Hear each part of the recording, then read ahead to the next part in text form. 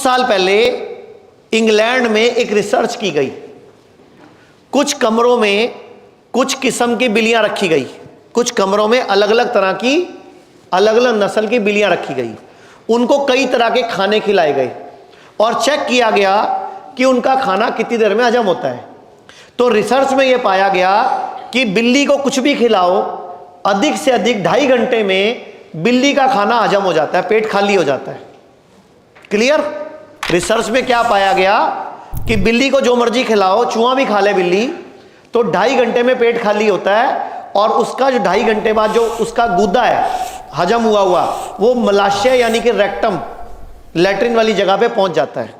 तो क्या रिसर्च में पाया गया? 2.5 घंटे में खाना बिल्ली का हजम हो जाता है। अब क्या किया गया, ये सब कुछ शीशे के कमरे में करते थे वो। अब क्या किया गया, बिल्लियों को खाना खिलाया गया और जब बिल्ली का खाना खत्म होने वाला था, जब बिल्ली का खाना खत्म होने वाला था, उससे 1 मिनट या आधा मिनट पहले उस कमरे में कुत्ते लाए गए और कुत्तों को वहां घुमाया गया और ले गए। कुत्ते ने बिल्ली को छुआ नहीं, कुत्ते ने बिल्ली को टच नहीं किया।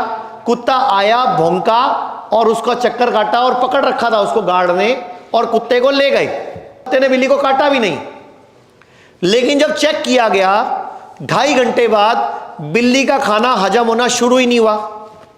5 घंटे बाद चेक किया गया, बिल्ली का खाना ऐसे कैसे ही पड़ा था। 8 घंटे के बाद बिल्ली का खाना हजम होना शुरू हुआ, यानी कि 8 घंटे तक उसकी बॉडी में हजम करने वाले जूसीज ही नहीं आए, यानी कि उस दिन बिल्लियों का खाना हजम। क्या साबित हुआ इस रिसर्च से? बिल्ली का खाना क्यों नहीं हजम हुआ उस दिन? उसका खाना कुत्ता खा गया था क्या? तनाव, स्ट्रेस, सोच दिमाग में आ गया उसके। लोग कहते हैं आयुर्वेद गंभीर बीमारियों का इलाज नहीं कर सकता, लेकिन अगर पूरे भारत में कोई गंभीर बीमारी से परेशान है तो आयुर्वेद को ट्राई करने तो आ सकते हो ना, पंचकर्मा करा सकते हो, नुकसान तो कुछ होगा नहीं, लेकिन बॉडी हील कर गई तो जिंदगी आपकी बन जाएगी। और सभी प्रकार के हेल्थ इंश्योरेंस हमारे 120 सेंटरों पर चलते हैं।